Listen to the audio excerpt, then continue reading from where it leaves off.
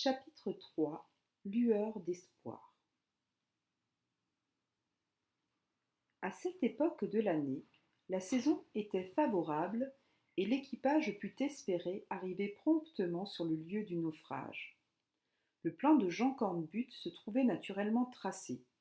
Il comptait relâcher aux îles Féroé, où le vent du nord pouvait avoir porté les naufragés. Puis, s'il acquérait la certitude qu'ils n'avaient été recueillis dans aucun port de ces parages, il devait porter ses recherches au-delà de la mer du Nord, fouiller toute la côte occidentale de la Norvège jusqu'à Bodø, le lieu le plus rapproché du naufrage, et au-delà s'il le fallait. André Vasling pensait, contrairement à l'avis du capitaine, que les côtes de l'Islande devaient plutôt être explorées. Mais Penellan fit observer que, lors de la catastrophe, la bourrasque venait de l'ouest, ce qui, tout en donnant l'espoir que les malheureux n'avaient pas été entraînés vers le gouffre du Maelström, permettait de supposer qu'ils s'étaient jetés à la côte de Norvège.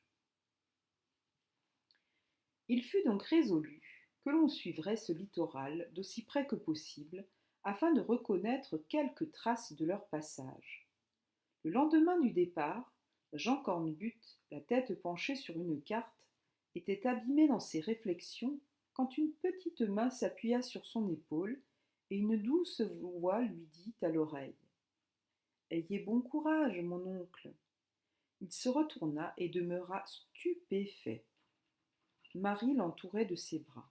« Marie, ma fille à bord ?» s'écria-t-il. « La femme peut bien aller chercher son mari quand le père s'embarque pour sauver son enfant. Malheureuse Marie, comment supporteras-tu nos fatigues? Sais-tu bien que ta présence peut nuire à nos recherches? Non, mon oncle, car je suis forte.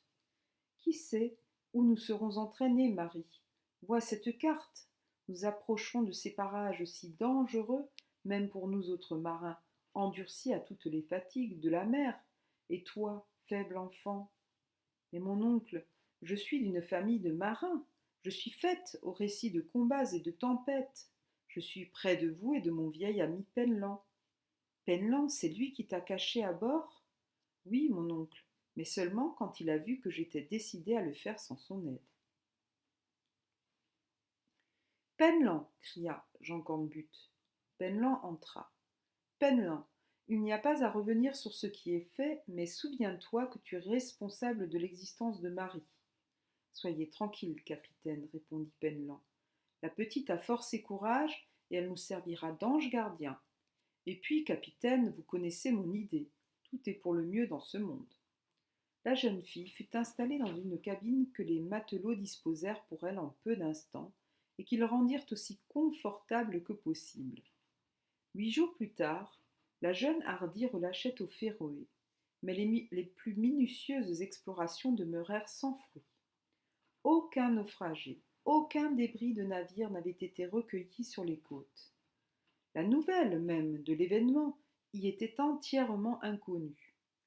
Le brick reprit donc son voyage, après 10 jours de relâche, vers le 10 juin. L'état de la mer était bon, les vents fermes. Le navire fut rapidement poussé vers les côtes de Norvège, qu'il explora sans plus de résultats. Jean Cornbutte résolut de se rendre à Bodø. Peut-être apprendrait-il là le nom du navire naufragé au secours duquel s'étaient précipités Louis Cornbutte et ses 2 matelots. Le 30 juin, le brick jetait l'ancre dans ce port. Là, les autorités remirent à Jean Cornbutte une bouteille trouvée à la côte et qui renfermait un document ainsi conçu. Ce 26 avril, à bord du Frøerne, après avoir été accostés par la chaloupe de la jeune Hardy, nous sommes entraînés par les courants vers les glaces. Dieu ait pitié de nous. Le premier mouvement de Jean Cornbutte fut de remercier le ciel. Il se croyait sur les traces de son fils. Ce Frøerne était une goélette norvégienne dont on n'avait plus de nouvelles, mais qui avait été évidemment entraînée dans le nord. Il n'y avait pas à perdre un jour. La jeune Hardy fut aussitôt mise en état d'affronter les périls des mers polaires. Fidèle Misonne, le charpentier, la visita scrupuleusement et s'assura que sa construction solide pourrait résister au choc des glaçons. Par les soins de Penellan, qui avait déjà fait la pêche de la baleine dans les mers arctiques, des couvertures de laine, des vêtements fourrés, de nombreux mocassins en peau de phoque et le bois nécessaire à la fabrication de traîneaux destinés à courir sur les plaines de glace, furent embarqués à bord. On augmenta sur une grande proportion les approvisionnements d'esprit de vin et de charbon de terre, car il était possible que l'on fût forcé d'hiverner sur quelques points de la côte groenlandaise.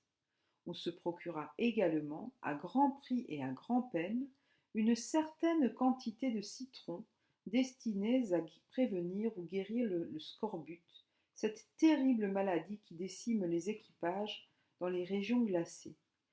Toutes les provisions de viande salée, de biscuits, d'eau-de-vie, augmentées dans une prudente mesure, commencèrent à emplir une partie de la cale du brick, car la cambuse n'y pouvait plus suffire.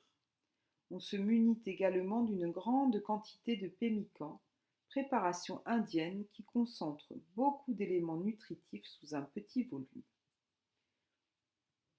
D'après les ordres de Jean Cornbutte, on embarqua à bord de la Jeune Hardie des scies destinées à couper les champs de glace, ainsi que des pics et des coins propres à les séparer. Le capitaine se réserva de prendre sur la côte groenlandaise les chiens nécessaires au tirage des traîneaux. Tout l'équipage fut employé à ces préparatifs et déploya une grande activité. Les matelots, Opic, Gervic et Gradelin, suivaient avec empressement les conseils du timonier Penellan qui, dès ce moment, les engagea à ne point s'habituer aux vêtements de laine, quoique la température fût déjà basse sous ces latitudes, situées au-dessus du cercle polaire. Penellan observait sans en rien dire les moindres actions d'André Vasling. Cet homme hollandais d'origine venait on ne sait d'où, et, bon marin du reste, il avait fait 2 voyages à bord de la Jeune Hardie.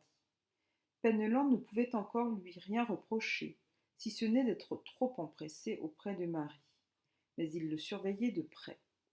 Grâce à l'activité de l'équipage, le brick fut armé vers le 16 juillet, 15 jours après son arrivée à Baudeuet. C'était alors l'époque favorable pour tenter des explorations dans les mers arctiques.